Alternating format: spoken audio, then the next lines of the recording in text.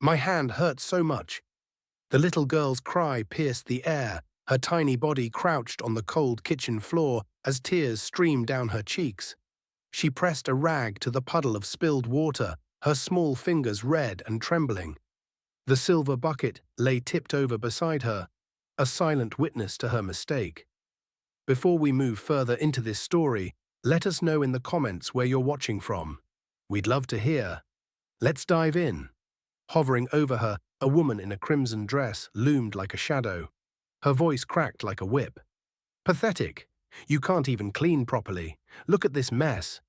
She pointed a finger down, her expression twisted with contempt, her words sharp enough to cut through the child's already breaking heart.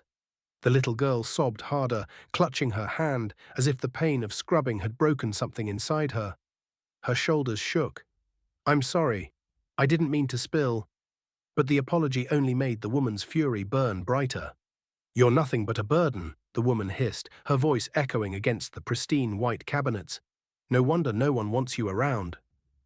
The girl's cries filled the room, until a sound stopped everything. The creak of a door, the thud of footsteps, a presence that shifted the air itself. In the doorway stood a man in a sharp brown suit, briefcase still in hand, his jaw tight, his eyes locked on the scene before him. He was a millionaire, powerful enough to silence boardrooms with a glance, but now his power radiated as a father. The woman froze, her cruel words hanging in the air like smoke. The child lifted her teary eyes, whispering one word through sobs. Daddy. The room went silent. Let's rewind. The man, Richard Hale, hadn't always been a millionaire. He had grown up in poverty, raised by a single mother who worked herself to the bone just to keep food on the table. He remembered the sting of hunger, the shame of patched-up clothes, the cruel taunts of people who thought less of him because he had nothing. He vowed that if he ever built a fortune, no child of his would ever feel the pain of being unloved or unprotected. But while Richard had built empires, his daughter Emily had been caught in the care of a stepmother who despised her.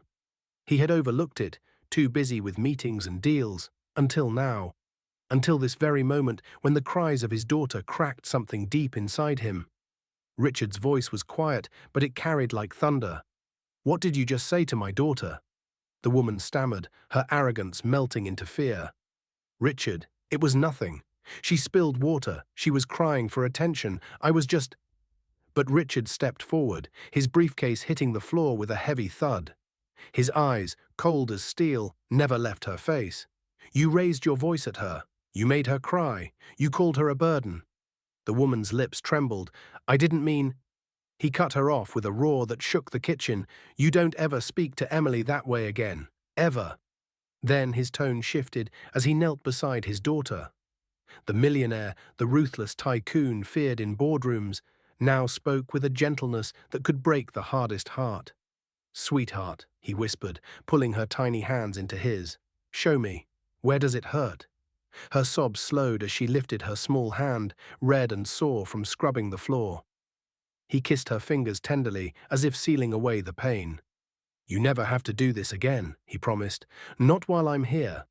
The room filled with a silence so heavy it pressed on every chest. The woman in the crimson dress dared not speak. Richard stood, lifting Emily into his arms. She buried her face into his shoulder, her tears soaking into his suit. He turned his gaze back to the woman, once his partner, now a stranger in his house. Pack your things, he said coldly. You're leaving tonight. Her eyes widened. Richard, you can't mean that. You need me. He cut her off with the same steel he used to close billion-dollar deals. I need nothing from you. My daughter needs love, safety, and respect. And anyone who cannot give her that has no place in this home. Her protests died in her throat. She saw it in his eyes. There would be no negotiation. By morning, the story had spread. Not because Richard was a millionaire, but because witnesses had whispered what they saw. A man who stood for his daughter with more power than all his wealth combined. Business magazines later wrote about him differently, not as the ruthless mogul, but as the father who made his fortune mean something. Shareholders admired him, employees respected him even more, and the public adored him. But for Richard, none of that mattered. What mattered was Emily's smile the next day, when she ran into his office holding a drawing of them together.